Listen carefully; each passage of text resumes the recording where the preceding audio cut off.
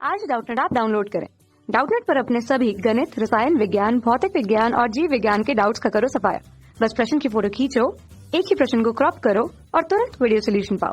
अभी डाउनलोड करें। क्वेश्चन हमारे पास है कि कैपिटल एल लंबाई की ताम्र छड़ ए बी जो कि ए पर किलकित है को एक समान चुंबकीय क्षेत्र बी के लंबवत ओमेगा कोणीय वेग से घुमाया जाता है। तो छड़ के मध्य बिंदु सी तथा सिरे बी के बीच उत्पन्न वैद्युत वाहक बल का परिमाण है कितना।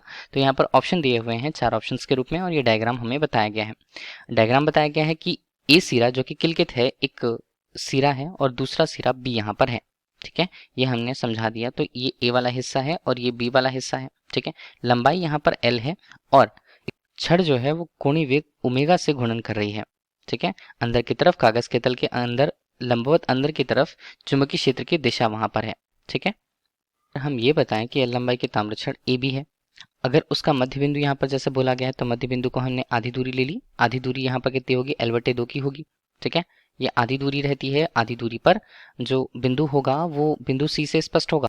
तो इस तरह से इस स्थिति पर जब चुंबकीय क्षेत्र उसके लंबवत हो और छड़ उसमें कोणीय वेग ओमेगा से अगर घूर्णन कर रही है, तब यहाँ पर छड़ के दोनों सिरों छड़ वैद्युत वाहक बल अगर हम देखना चाहें तो वो कितना होगा। देखिए, प्रेरित विद्युत वाहक बल अगर हमें देखना है तो हम छोटा सा हिस्सा पहले लेंगे। उसके लिए हम क्या करते हैं कि सिरा जो यहाँ पर केंद्र है, केंद्र जहाँ से वो किलकित है, ए बिंदु हमने ले लिया। अब वहां से मान लीजिए हम x की दूरी ले लेते हैं। ठीक है, अभी हम यहाँ पर दर्शाते हैं तो एक सिरा जो है वो किलकित किया हुआ है। ठीक है, एक सिरा किलकित किया हुआ है ए है और ये दूसरा सिरा बी है।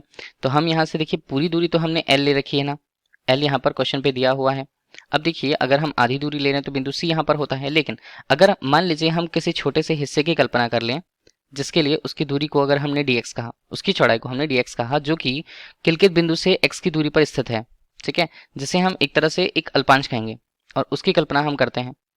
ठीक है, अब अल्पांश की कल्पना करेंगे उसके अनुसार अगर हम देखेंगे कि हमें शून्य दूरी से, मतलब यहाँ पर अगर ए बिंदु पर होता है तो x बराबर 0 आएगा और अगर हम बिंदु सी तक देख रहे हैं तो x का मान कितना आ जाने वाला है, L/2 आ जाने वाला है। तो इन्हीं दूरियों के मध्य हमें प्रेरित विद्युत वाहक बल देखना है।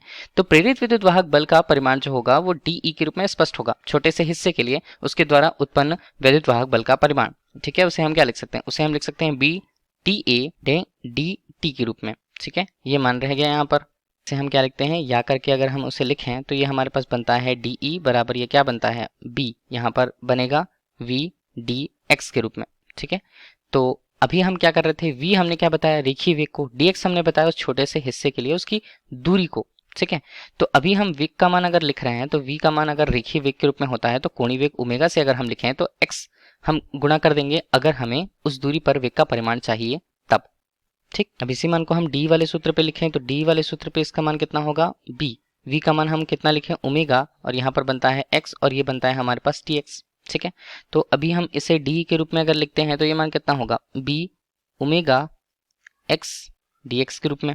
देखिए, यहाँ पर हमें समाकलन करना होगा, कहाँ से कहाँ, अब समझिएगा। बिंदु सी से बिंदु बी के मध्य अगर हम सी बिंदु पर देखते हैं तो x का मान L/2 है और अगर हम b बिंदु पर देखते हैं तो x का मान कितना रह जाएगा, x का मान तो यहाँ L होगा।